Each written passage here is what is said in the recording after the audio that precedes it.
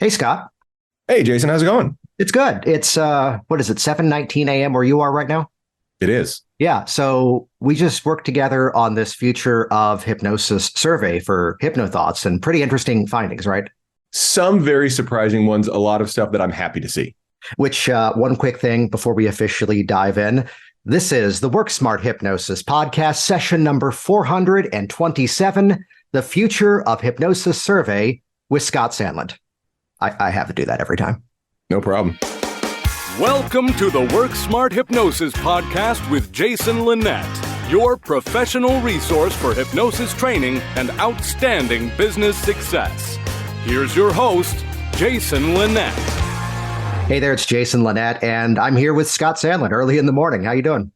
I'm bright-eyed and bushy-tailed on an early Monday morning. And this is why we are recording audio only. And let's officially dive in. For those that don't yet know you or know your story, I think you're probably one of the most frequently appearing guests here on the Work Smart Hypnosis podcast. Could you give that sort of thumbnail intro of who you are and what do you do? Sure. I was the world's youngest hypnotherapist in the 90s. I opened a clinic, had my private practice, drug rehab centers, dental offices, doctors' offices, universities. I worked in all these clinical environments. I was very clinically oriented, and did a bunch of that work, and built a website called hypnothoughts.com. HypnoThoughts became a giant thing, sort of organically, which was fun. That turned into a conference, which is now HypnoThoughts Live, and HypnoThoughts Live is the biggest hypnosis conference in the world. Outstanding. And part of the shape of this is that year number 12 is what's coming up next year. Correct. Yeah. What have you seen as, from your perspective, like one of the biggest shifts that's occurred in this industry as that conference has continued to grow over the years? There's a few really big ones that have happened that I've been really excited to see. The conferences were completely owned by certifying bodies, when you and I were coming up in the industry. And that's because they were really the only ones that had a mailing list.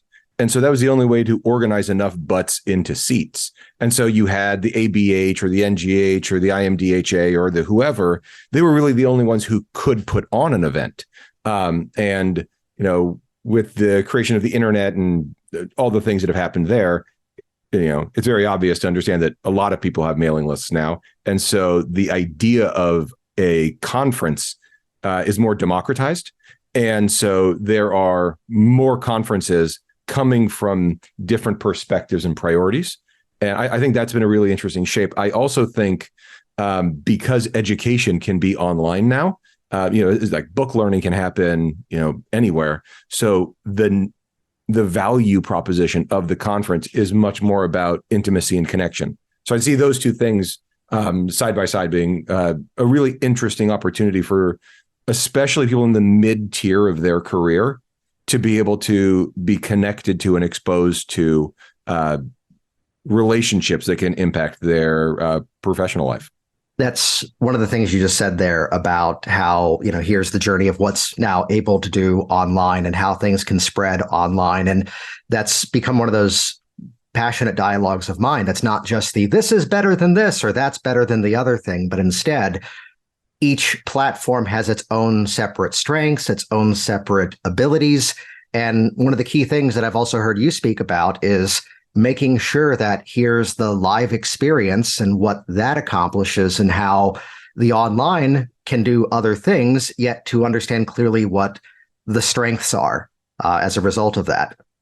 Yeah, both things are important and really valuable. And so there's just this opportunity to get both and I think there's people who want to say, well, which one's more important for me right now? Which one's more important for somebody at this stage of their career, or which one's more cost effective? And I don't think those questions are as useful as they need to be, because practically you can say, well, here's both, and everyone gets to make a choice every day. And you can say, well, is this a point in your career where you can afford to get on an airplane? Maybe, maybe not. Is this a point in your career where you can afford to take, a pre-conference workshop from a mentor? Hopefully, but maybe not. But if you can't, no problem. You can still do the online stuff at a more affordable price. Or you can do the online stuff because you met the person at the conference, and that's what exposes you to doing, hours and hours and hours with them online for years. And a wise person once said, what if we could change the dialogue so that now the people in this industry become so much more successful, so it doesn't have to become the game of this one or that? Yeah, I think that was me. That was me. That was you. That was me. He was wise when he said it. Don't be fooled now, guys. Yeah, seriously. That's about it, though. Yeah. He peaked. But no, there was, I think in the early and even the 2000 to 2010, and maybe even a little bit in the teens, there was this weird time where we really had bad echo chambers, and there were just these silos, and people would get into a funnel and they would stay in that funnel. They wouldn't cross train. They wouldn't be exposed to new ideas. And so they would think that their school of thought was the only or best school of thought. And I think the last 5 years has done a really good job of breaking that down. I mean, there's still remnants of it, of course, but I think the average hypnotist is more diverse and cross-trained than the average hypnotist was 10 years ago. I go back to a specific moment, and I even forget which specific conference it was. I know who it was who said it, and no, we're not sharing that. But it was this dialogue as to, oh, someone's doing a workshop on this topic. And the response was, well, I've been doing that same method my own way for the last 25 years, and I see no reason of changing it, so I'm not going to go. And I heard that, and like the first internal thought was, one, why the hell did I buy your book? And two, that's kind of that cue to get out of it. Like I had a passion in my former career of backstage theater management. And when the passion clearly was gone, it was the cue to go, here's this other thing, though, that I'm excited about, which kind of brings us to the topic at hand, which we've connected a number of times over the years. And we got into a conversation recently, and I brought up the idea of let's do a larger survey. And I'm going to drop a name here that I think maybe two people in this audience might recognize. It's a friend of mine by the name of Dominic Perrone. He's not known as a marketing guy. He actually is, I say this without ego, he's the Jason Linett to DJs. But he's not the guy who does the teaching. He's part of running the business. And basically, he kind of walked me through a survey strategy of how do you get people to open up and share their genuine opinions? How do you make it fun? And we were expecting, like a couple of hundred people in the low end to actually respond to this. And I think... Yeah, we were putting this together thinking 200, maybe 250. Which would have been great numbers. I think we're looking right now at about 490, and they're still rolling in. Yeah. We're going to round 500. Which is fantastic. And the shape of it becomes not just for the sake of data collection, but creating a mechanism to look at information without sort of subjecting it to our own personal opinions. And I've got the list of some of the questions that were here. I'll give one specific link the whole way through this just to keep things easy. This is episode number 427. So if you go to worksmarthypnosis.com/427, we'll give a link directly to the survey, which is still live right now. But questions such as, who is the number one non-hypnosis person you think every hypnotist should learn from? We'll talk about that one here in a moment. Every hypnosis convention needs to have blank, or I'm not going to one ever again. Let's see, another one about how would you make an online hypnosis education resource and community an absolute win? And if a presenter started talking about blank, I'd get up and walk out of the class. We apparently have the whole set list of music because one of the questions was, and this was, if you're curious, for the purpose of let's bring some fun into it again and re-engage. You get 10 minutes to speak to all the hypnotists of the world. But first, what would be your walk-on music? Scott, right now, what's yours? Oh, well, I just gave a keynote, and the song I chose was Power by Ren. I thought it was a fun choice. Ooh, not I Got the Power by Snap? No. Oh. There's a handful of songs by Queen that I think people should walk into as well. But I chose a obscure British pop culture guy. I got to go Sarah Bareilles' Brave. Nice. What would happen if you say what you want to say? Let's see. That requires courage. It does. And we're here for that. And she rocks. Anyone you ever wanted to train with but haven't had the chance to. And I think we got to start with the final question, which was, what's the question we should have asked you? And what's the answer to that question? As I was seeing the data roll in, I think one of the most common one was, why haven't you invited me to speak? And Scott, why is that? Because we've never invited anyone to speak. We have a speaker application form on our website. We don't want to create favorites. So we just created one button that anybody in the world can click on and apply to be a presenter. And we make sure to tell every single hypnotist, hey, if there's anybody you'd like to have speak, give them this link. And I don't know why, 12 years later, and of doing that exact same way for 12 years. And I could see the technical connections on the back end of this as we were rolling it out. And it was how we could see who clicked from the emails to go to the survey and the PS of all the emails. Now, the good news is, of course, that application button's still there and live right now, right, Scott? Yes. Oh, wait, no. Applications for HypnoThoughts Live 2024 are now officially closed. So HypnoThoughts Live 2025, stand by for exciting announcements here. We've got to start with one that I think was kind of fun for all the wrong reasons.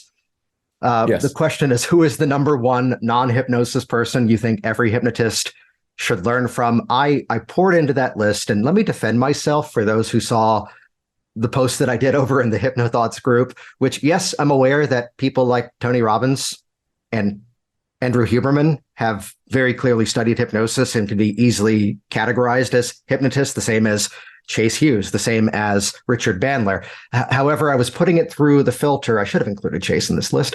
The filter was, who are sort of the HypnoThoughts regulars?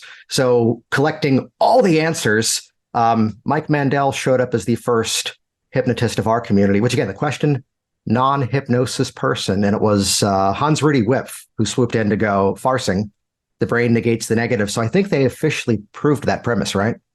Well, sure. Or just prove that hypnotists are terrible proofreaders.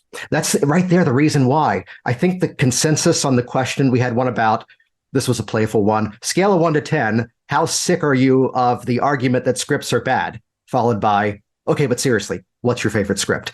And the shape of it, I think this proves, this is why I think the collective answer was, you could study them as a mechanism for, my phrase is, this is a model of how one hypnotist did one session with one client with one specific issue on that one specific day. And to look at it from that angle. But I think we officially proved why. Don't read them cold for the first time in person.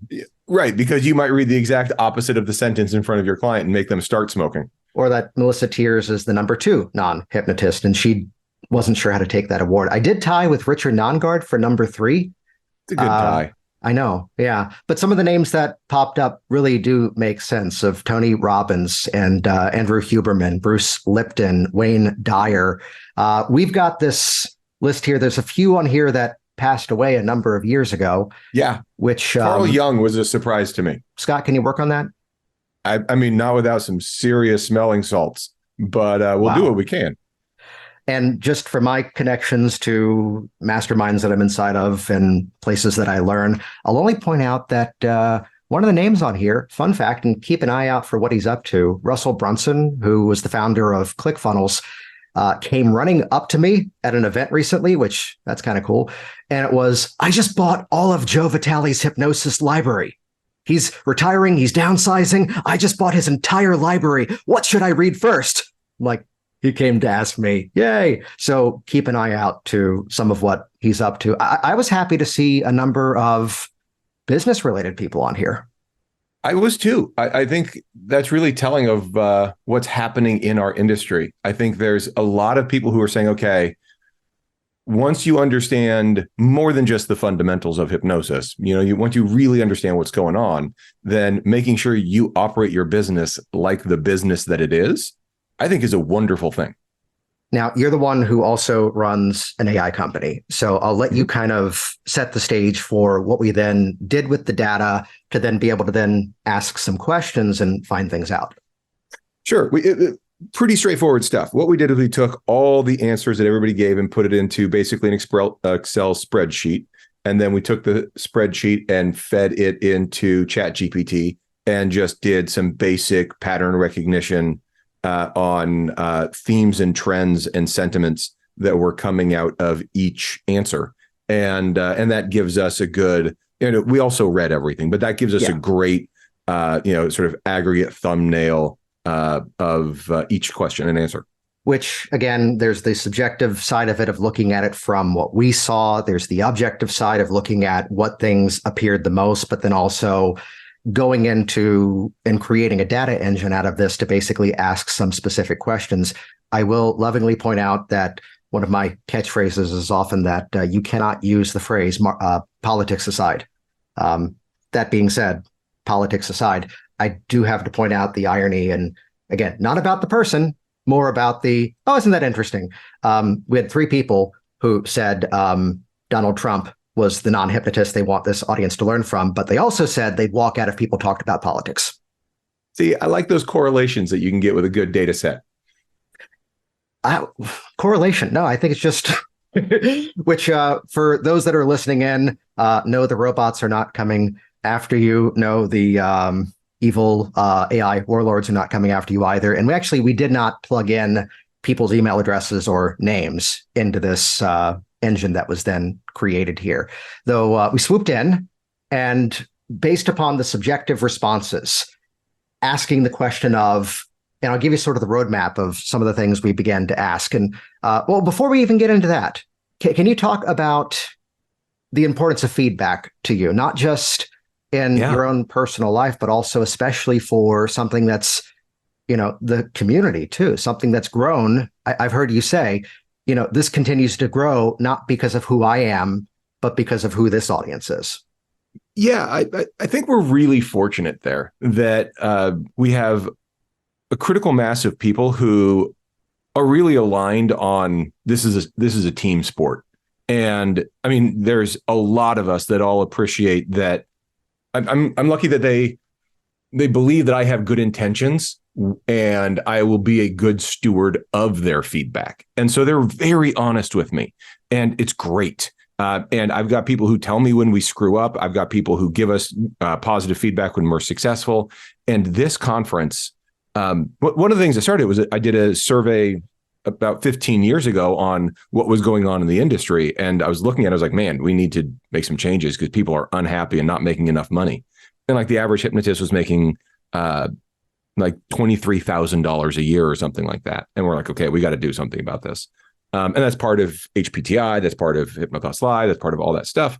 But throughout HypnoThoughts Live, and even just the website before it, I would seek out conversations with people that I knew disagreed with me. I would seek out conversations with people who didn't like how things were going, and we would listen to their feedback because there were gems in there. And so we have been very transparent about experimenting with different things every year. 20-minute talks, making the 2 and 3 hour talks free instead of $20. A whole bunch of things that we've done that have been pretty darn disruptive to the status quo. And some things have totally backfired and we got rid of them after, one try. But some of them we tinkered with and played with and have really improved our conference. But also the net effect is other conferences have been improved by looking at our feedback and experiments as well. That's one of those elements where I've heard, well, it was originally the story was I heard Michael Elner say, learn from people who disagree with each other. And that was apparently your quote. Yeah, Michael was a mentor of mine, but on that specific case, the idea went upstream. And it's important. If you're only learning from people who agree with you, it's very difficult to learn more. It's the better, challenging ideas are in the contrarian view, and that challenges you, and iron sharpens iron and all that stuff. And the best ideas come out of that. Just real honest debate and understanding of conflicting stuff. And I'll just give a bit of a preview to the nerdy part of this. And of course, with your expertise, you probably could do this a lot better than I could. Was that then once we had the data, we both swooped in, and it was prompts in ChatGPT, such as, based on the subjective information that could be gathered from the survey, please share. And then we gave specifics. So Scott and I right now are sharing a screen as we look at this, and I've got the list of top 20 emotional desires of the audience. We got to kick it off. What's number one? Community and connection. No surprise. Yeah. I was surprised by recognition and respect. And again, this is the AI description of the data of the desire for acknowledgement from peers and the public, suggested by the wish for awards and positive recognition. Scott, how many awards has HypnoThoughts given out over the years? One. It's a bowling trophy. Damn right. I have won a lot of awards. I have a bunch of them on the wall to my left right now, and they're great, and they are a Pandora's box. And I understand why people want recognition, and there's good that comes with them, but there's also a lot of baggage that comes with giving awards that people who want an award don't really think of until they've received the award. But it influences a lot of things in a conference that are unforeseen consequences. So I'm still pretty proud of we're not going to give trophies unless it's a bowling trophy and I can see that somebody earned something in front of me. Well, everyone else can see that too. Being that I'm on the team that won the final bowling trophy, I just want to say thank you for your service and everything that you've done. You did win a Lifetime Achievement in Hypnosis Bowling Award. I think it was also a Lifetime Achievement in Costume Design at a Hypnosis Conference bowling tournament. It was. And it was bestowed upon you by the man who the award is named after, Roy Hunter. And the name of the award? Roy Hunter's Stool. There you go. Pause there for impact. Fantastic thing. But it really is. The idea of awards. Well, I'd say one sentence that I think could be many paragraphs. I became aware a number of years ago that in some spaces, it wasn't an award, it was a reward. It's a reward, but it's also a conditional reward. And they're like, hey, do you want to win another award next year? Play my way. And so it comes with strings attached. Can you hear the goosebumps I just got, by the way? I remember going to a conference and someone says, hey, are you going to the dinner tonight? Are you going to skip it? And I said, oh, I have to go. They're giving me an award. And they go, oh, really? For what? I go, I don't know, but just politically, they have to give me one because they haven't given me one in 2 years. And it would look bad for them to not give me another one for a third year. Now, just really? For completeness here, could you explain why you're saying that and why you're not an arrogant prick? Yeah. And I was going to say, it's not because I deserve an award. It has nothing to do with merit. It has to do with my mailing list, my reach. And at the time, how many eyes were on me compared to how many eyes were on the person to my left, whoever that might be. And so it was good marketing for them to give an award to me because then the name of that award would be shared to my list and that would be good for them.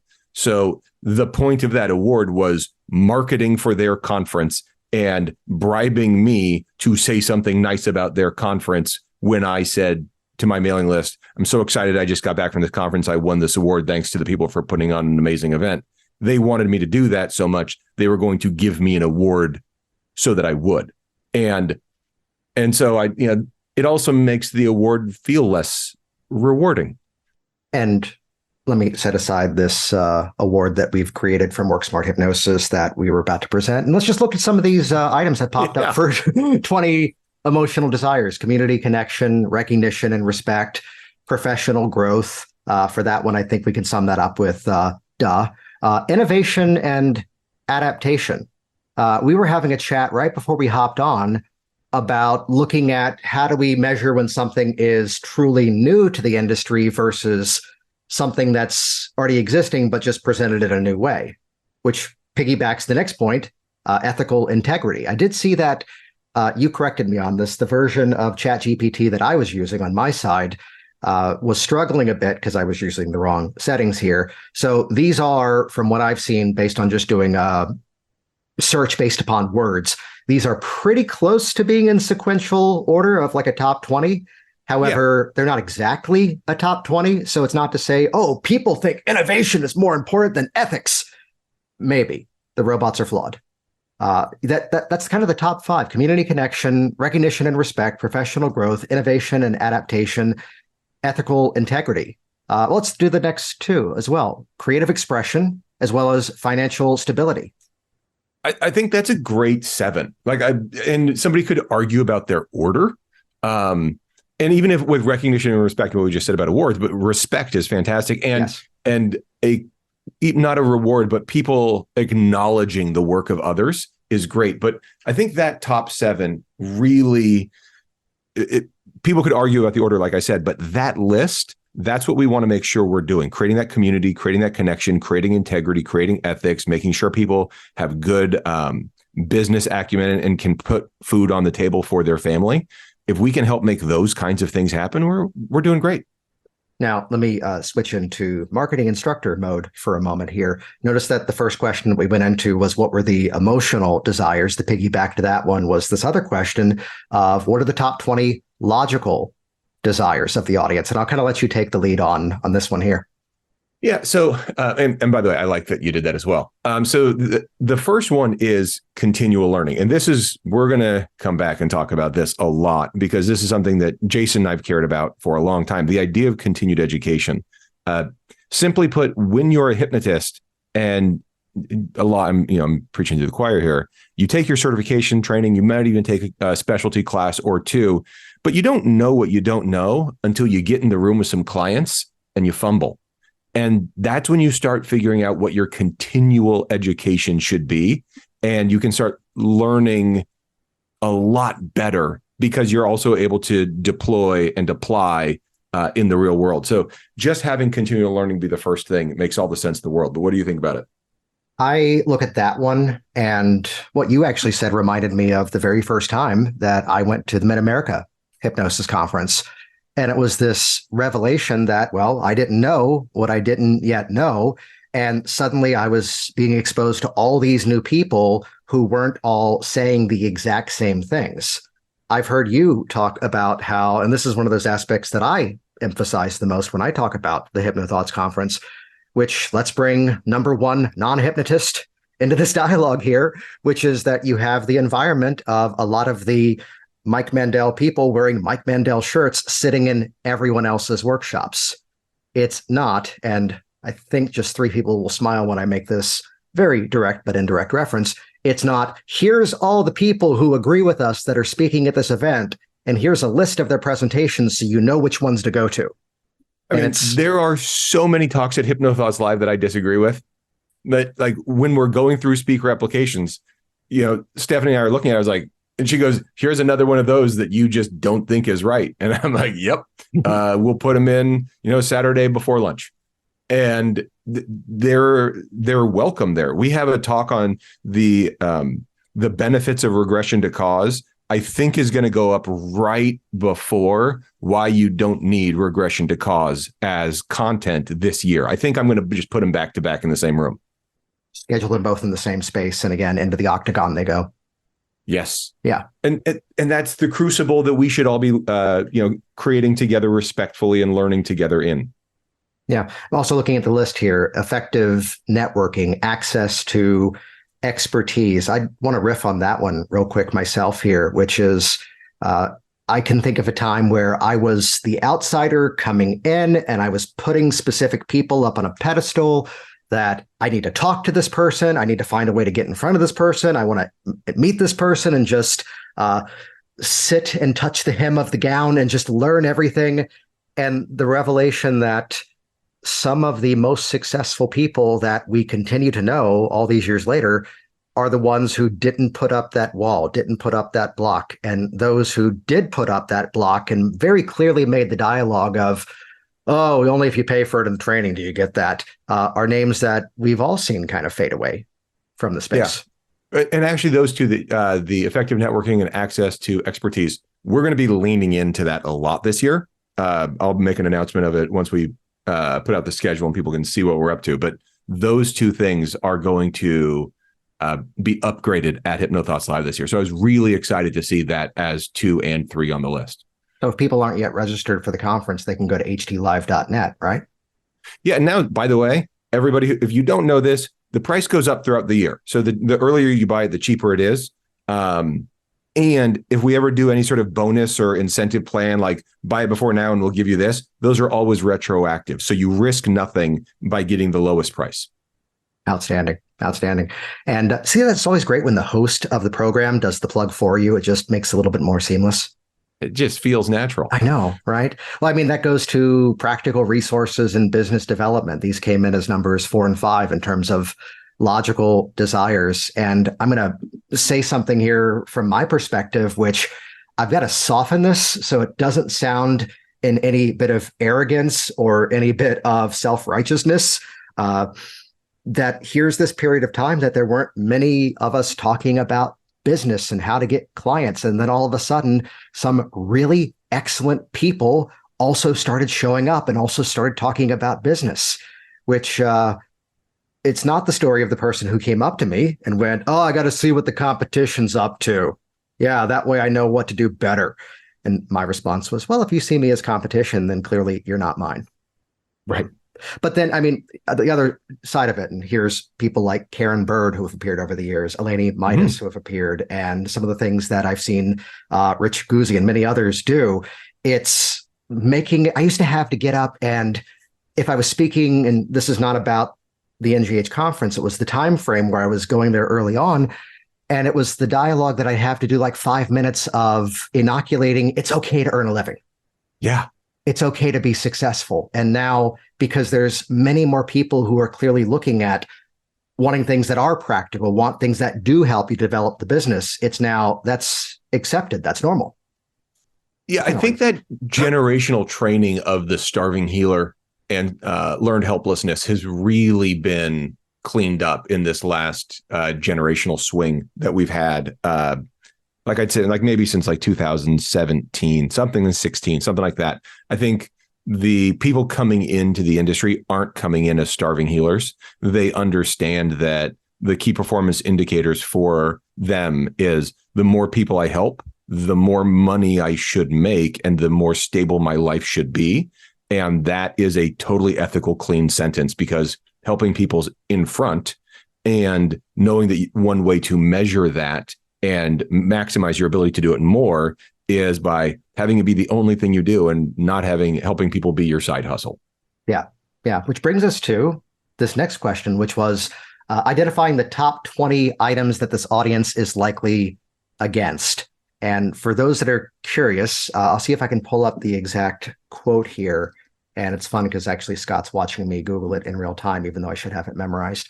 There's a book called One Sentence Persuasion. The author's name is Blair Warren. We'll put a link over it in the show notes at worksmarthypnosis.com/427. It's just where we'll put everything over there. And it's this great quote, which, by the way, the book, I believe, is a couple hundred pages. And it is worth a read, though it really is about one sentence. People will do anything for those who encourage their dreams, justify their failures, allay their fears, confirm their suspicions, and help them throw rocks at their enemies. And my screen has a little funny graphic of it, too. You just mentioned something, too, that I'd love to sidebar off of before we go into this. What are the things the audience is against? And it's that you just referenced something as to, here's a trend I saw go away since around 2017. That's behind the scenes. One of my favorite dialogues is to look at how marketing trends change, the way that people speak about things change. There's a thing that I mentioned to my clients around stopping smoking. Now, this was true of the clients that were responding to me. This may not be true of all of you, but from like 2007 to 2011, the biggest dialogue was, they're just so expensive, I got to get rid of these things, which kind of makes sense. There was a big old real estate recession in the middle of that one where the money in this country was on fire. 2011 to 2017, the dominant dialogue was, I put it in the category of secondary health risk, not like secondhand smoke, yet instead they were getting into those later years, like when suddenly you realize you're in your early 40s, right, Scott? I do know that sometimes. Oh, yeah, about that. And we find where suddenly here's where, quote, it's getting real, because we're starting to see some friends that we may have grown up with be affected by major health things. And that's where it wasn't the client coming into quitting smoking that was having that direct issue, though, of course, that was happening. The overall trend, you see the value of looking at things from this objective perspective and gathering the data. But that overall trend was, it's getting real. I need to do something about this. And I was expecting this to change further, but 2017 up until now, even in the midst of a global respiratory pandemic, it was that I'm spending all this time doing something that I'm not even enjoying anymore. It's just there. And so the global dialogue shifted to that of collectively, it's the inconvenience. It takes me more time to cover up the smell of the smoking. I've become such an expert at how I, can hide the fact that I smoke. There's people who don't even know that I do it. And it's where by looking at data and collected data over time, people vote with their clicks, with their dollars, with their attention. I've seen the stance where it's had a bit of a renaissance in the last couple of years, but the position of this is the only thing that works. This is the only thing that will get results. I've seen that kind of fall away in favor in the last couple of years in the hypnosis industry. Totally agree. And I think it's hard to sell that story, the idea that this is the only thing that works, just because contrary data is so easily available that you can't get away with that lie. And I talked to two women at HypnoThoughts Live this year. It was their first time. Wonderful women. I know their names, but I won't say them because this would embarrass them. And they had just come from an instructor who said, "You are now one of the most well-trained hypnotists in the world. You have finished my intro class. Most hypnotists never get this good. This is one of the most revered classes in the world." And so they came to HypnoThoughts Live really believing that they knew techniques that nobody else could possibly know. And so I said to him, I was like, "Look, I need you to understand 50% of the people at this conference have had the realization that you're about to have, that none of that was true. And one of the most important realizations you can have is that the feeling you have right now is a shared one that we've all experienced of, what do you mean I was lied to by an instructor who was marketing and telling me that they were giving me stuff that I couldn't get anywhere else? But it turns out everybody's had it all along." And I watched these two women, and I actually brought in just who happened to walk by at the time was Melissa Tears. And I said, "Melissa, you know that moment where you realize this?" And she goes, "Yeah, of course." And I go, "Well, they're having it right now." And she was wonderful and, not condescending at all, but just understanding and appreciating that there's that moment of realization of there's a million ways to do this work. And there's so many differences in nuance and subtleties. And there are some really big, obvious patterns too. Looking at this list of top 20 items that the audience is likely against here, number 5 came in with exactly what we're talking about. Yeah. Rigid dogmatism, that opposition to inflexible doctrines or a one-size-fits-all approach in hypnotherapy. Number 1, and again, these are close to being sequentially ranked because, again, the data engine that we were using is pretty close, not flawless. Outdated hypnosis techniques, an aversion to old, possibly ineffective methods in favor of more modern, evidence-based approaches. I have positive and negative feelings about that first one. Oh yeah, what are they? It's that there's a thing that I do in some of the trainings that I do around how when you look at it, nearly every method can come back to the same methodology. It's pacing and leading. As you focus on that feeling, pace, you can follow it back to the first time you felt that way, lead. And now regression is pacing and leading.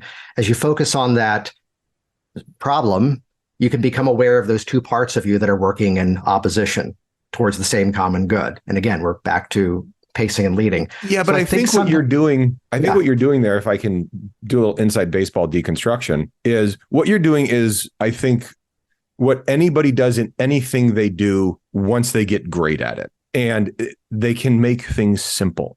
And, you and I have existed in the world of hypnosis, but also in other worlds where we see people who are world-class in something. And when you see somebody who's world-class in something, they appreciate it so much more fundamentally and simply. And their fundamentals are so good that they can see the game as much easier. And that ability to take a complicated thing and simplify it is a major part of mastery for me. And I just flashed to one memory where I was in Daytona Beach at the IMDHA conference, and you came running over to me, and with excitement, you said, "I just watched Sean Michael Andrews talk about finger magnets for 20 minutes. It was amazing." I did. And I was leaning forward for the whole thing. Yeah. Yeah. Also, and I have said this, I will consistently say this, Sean Michael Andrews has the best footwork of any hypnotist I know. His footwork is phenomenal. And anybody who wants to study hypnosis should watch the way that guy moves. And it's all unconscious. He has no idea he's doing it, but it's a masterclass. I'm genuinely not bringing this up to give a plug, but sorry. It's that he and I taught a class together in 2017. And I think you've met DG, Dale Garner, who used to do cinematography stuff for, I think it was Discovery Channel. And the way that he was filming the footwork, and like we're trying to break it down step by step, and I still feel like we kind of got it, but again, it's that specificity of things, which, well, we flopped to kind of opposite of this topic here, which is number 2 that popped up was over commercialization of hypnosis, a resistance to the commercial exploitation of hypnosis, prioritizing genuine practice over purely profit-driven motives. What are your thoughts on that one? I like it. Yeah. I think there are some people who are over worried about it and still sort of in that pre-2012, like you said, the inoculation of it's okay to make money. I think some of the people are still there. And I can also make guesses about their age.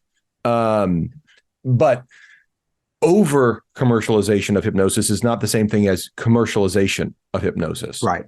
Doing too much of anything, I think, is a reasonable thing to be against. Well, there was something that popped up, and it wasn't a heavy theme, but I saw it maybe 3 or 4 times. It was around the question of I'll walk out if, and the questions that we were asking, other than just for our delight of seeing the number of us that appeared on the non-hypnotist list. Cried myself to sleep that night. No, but a lot of the questions we were asking in terms of just deriving knowledge and seeing. Well, you were disrespected, but you were appreciated at the same time. They don't think you're a hypnotist, but they'd like you to show up. So, look on the bright side. All that matters is I wasn't number 1. And and the fact that non-guard got the equal rating on that one, it's like, again, but let's not make this all about the first question. It's the same thing as it's not that marketing or sales is either good or bad. It's a matter of how it's put into use. And execution really matters. Then. And the thing that I saw pop up only like 3 or 4 times was, I agree, do not turn your entire presentation into a commercial. I've been in those before. I've hosted events where someone came up to me at the 75-minute mark because they were running the stopwatch on their phone going, are they going to go back to teaching anything? Because they've just been giving a sales pitch for the last hour and 15 minutes, and it went for another 30. Yeah. There is an awareness that I will throw out there, which is, and this is one thing that I think would make every presenter, whether they have an offer to make to the audience or not, this one little adjustment is going to make every speaker much more effective. Be aware of the quantity of information and actionable knowledge that can truly be absorbed in the time frame that you're given. And from that, there always is a next step of the presentation. It might be, here's the book that I read that I learned this principle from, and I've been sharing with you what I've done with it since. If you want more, go check out the book. It could also be, I'm sharing as much as I can in the shape of this hour. And if you're curious to learn more, see me at my table. So there's an artful way to do it. I think somewhere we have a video that I made called How to Upsell Without Pissing Off Your Audience. I think it's also about understanding there's a theme that kind of developed this year in my world, which is that indirectly invalidating invalidation, which is, are we making the right argument? We see ads running to this audience that say websites don't work, and yet it's being promoted from a website. Yeah. There's a deeper story that I tell in some of the other marketing sectors that I hang in, which is a classic copywriting principle is problem, agitate, solution. And I saw a presenter at a marketing conference go, well, the problem with that pattern, though, is that the audience, if they're marketing people, they already know exactly what you're about to do. And that means that as soon as you start to use it, they stop listening to your message and start listening to your technique. And that's why today I'm going to share my new way of doing persuasive writing. And I had to raise my hand and go, you just used problem, agitate, solution to explain why problem, agitate, solution doesn't work. And he goes, Let's move to the second part of the presentation. See, I'm telling you, that's mastery. Mastery is about appreciating the fundamentals and But I'd seeing say the that's patterns. that's what I'd see as really the over commercialization, which kind of relates to what we've also been talking about of the rigid dogmatism that of this is the one way. This is the only thing that works. You will not get results if you're not using this thing. Yeah. And the idea that you can I like the idea of just the naked hypnosis where you're like, look, I know what I'm doing. We're going to be good. Relax. There's the people who are over processing and overselling and over commercializing and all that stuff all really comes from that same idea of scarcity based marketing. And I love that that's breaking in our profession. Well, scarcity based marketing doesn't work. And wait till you hear what actually does work 100% of the time. 100%, you say? I got to know about it. Are there a lot of seats left in that class? We're going to say that there's 4 spots left, but the room is anyway. You and I are so many inside jokes here. Stereotyping of hypnosis, an objection to the public's misunderstanding or stereotypical views of hypnosis. What are your thoughts on that one? I don't worry about it anymore. I think hypnosis is more appreciated than it's ever been. Not necessarily understood by the general population, but I think overwhelmingly the general population has a better or more positive sentiment around hypnosis than it's had in my lifetime. And I think that's great. I don't think people really get it, but they believe it's powerful and can be used in therapy for good. And I kind of go back to that, capitalist side of things. And it's the phrase that I keep saying, the more we're all successful, the more we're all successful. And I feel it's really the grassroots of more of us out there working with people, creating results and spreading the awareness of the stories. That's what really helps to build this faster. I love all the advocacy that we can do. I love all of the outreach that we can do. Yet it's where there's more people who can say, I've done this and here's what's great about it. Let's jump forward because, here's the one that popped up. Oh, side question here. This document that you and I have been looking at, do we want to make that available as just something not even behind the wall of an opt-in, just make it visible? Totally. Okay. Yeah, I like that. Let's make up the link for it now. It doesn't exist as we're recording it, but it will by the time people hear this recording later this week. If they go to members.htlive.net / let's say just the word results. And now that I've said that out loud, no. I'll make it available over there. members.htlive.net / results. And you're going to see, again, it's not sharing any private data. And you won't believe what Dan Candell said about this one, though. Let me read his specific answers here right now.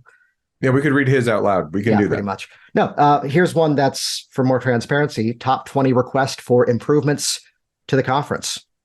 Yeah. And again, I love that people are comfortable giving us this feedback. What can we do to make our conference better? We try new things every year. And number 1, I think we work hard on. Number 2 and 3 and 4, we're going to be doing a lot more of this year. And we're changing 6 as well. So opening up this list is totally in line with what we're talking about. So now that I've said a bunch of numbers, let's talk about what those were. Yeah. So more diverse workshops. So a broader range of workshops covering both advanced techniques and emerging topics in hypnosis. You also, what were the other ones you highlighted?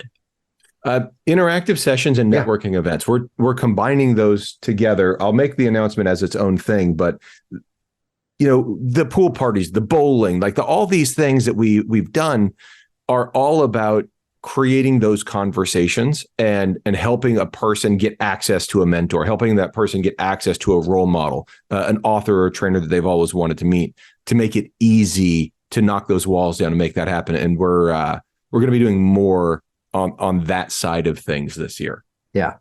And then networking events, access to industry leaders, we've clearly talked about.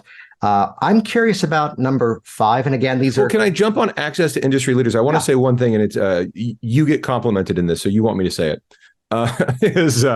Is one of the things that we did at the bowling was one year we're like, hey, and if you guys want to dress up in costumes, do it. And we were thinking people would get bowling shirts. And that's what I did that year. We got our own custom bowling shirts. And then a couple groups took costumes, kind of to the extreme. And you were one of those groups. Mike Mandel was one of those groups. A couple others were as well, Michael DeShalit. But funny costumes. And it meant that some of our biggest name presenters, some of our most popular trainers were dressed funny. And that meant that it was okay for everybody to have fun. And I'm bringing this up to say thank you to every one of those presenters and trainers and organizers who did that fun stuff and helped, like the 80s party, same thing. So many people dressed up. The pajama party, so many people bring pajamas. And it's so cool to be a new guy and see that the established people aren't too cool. I think that's such an important part of our culture.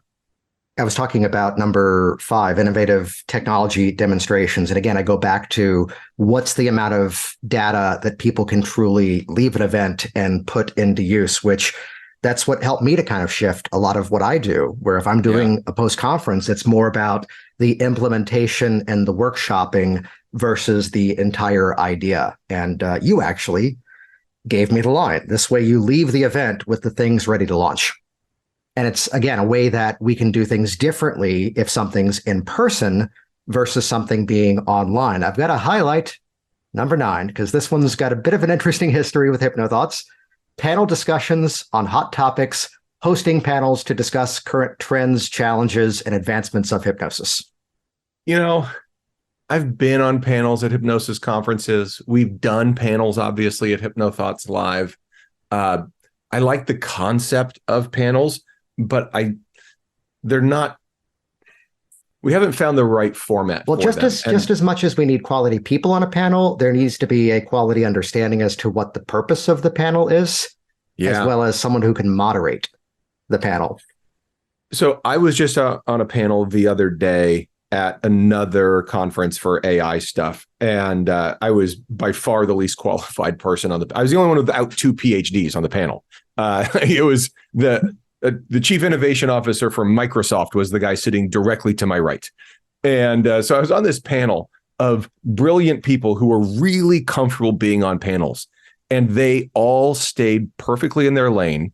And they had all been prepped by the moderator on, this is the lane I'd like you to stay in, and this is the value you can bring to the conference. And it required 2 prep meetings to make it all work, but it worked wonderfully well.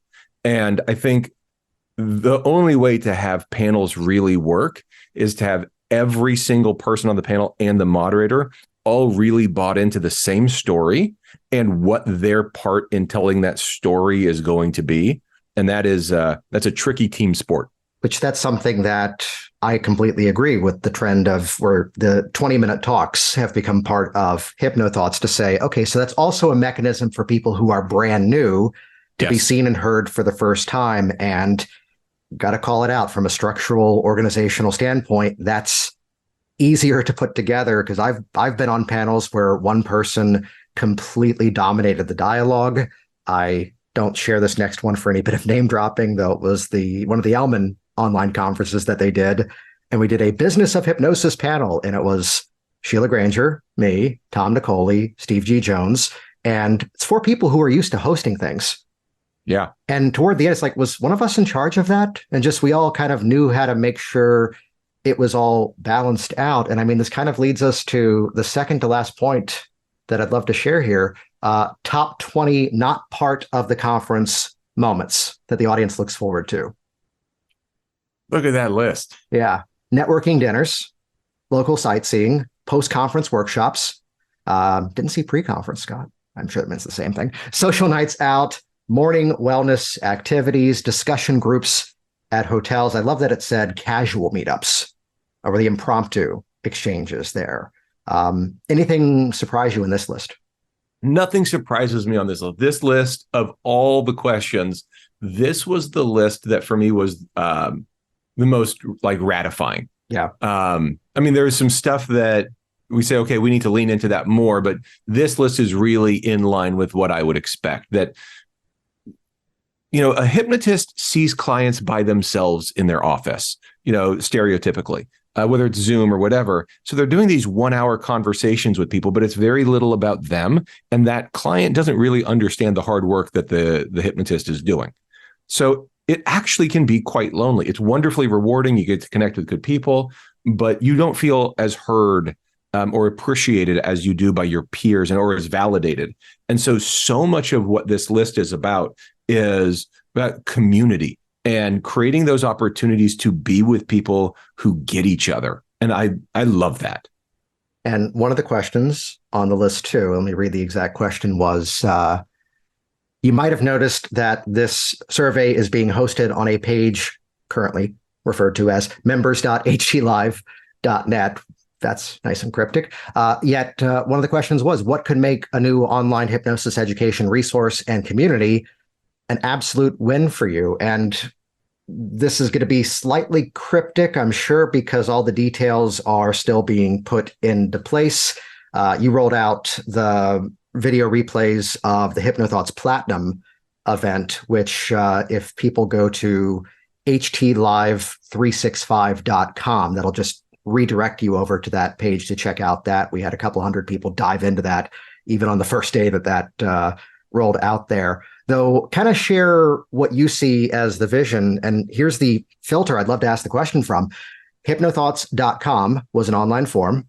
Without sharing all the intricate details, it was basically Ellen DeGeneres' fault that the whole thing fell apart. Yep. Kind of. I like that. That's a good simplification. Just ask Scott in person for it was her and 50 Cent, right? Yeah, 50 Cent was and Tony Hawk, actually. So there's the triumvirate of people who are the reason why HypnoThoughts had to pivot. So thanks, Ellen. And it was Tony Hawk, 50 Cent, Ellen DeGeneres, and Andreessen Horowitz, the largest VC in Silicon Valley at the time. And I just feel the need for us I feel the need to not explain this any further than just referencing the names.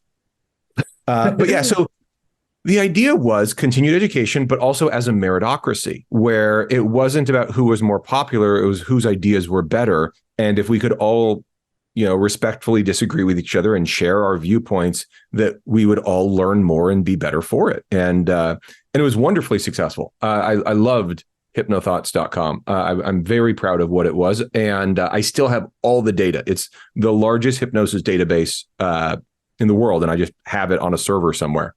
But the idea of let's make sure we are interacting with each other. Let's make sure that you have access to experts.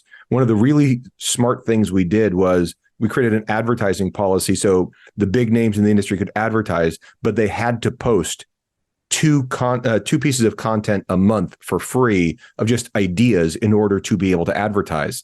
And that meant the thought leaders were part of the community.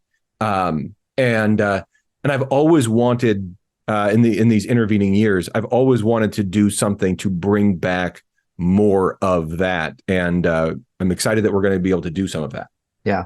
And it's nicely self-ratifying that the top 20 requests that were culminated by looking at the data really helped to align with many of the themes that have already popped up here of continuing education, interaction, and expert access, networking opportunities, resources, ethical guidance, and technical integration tips.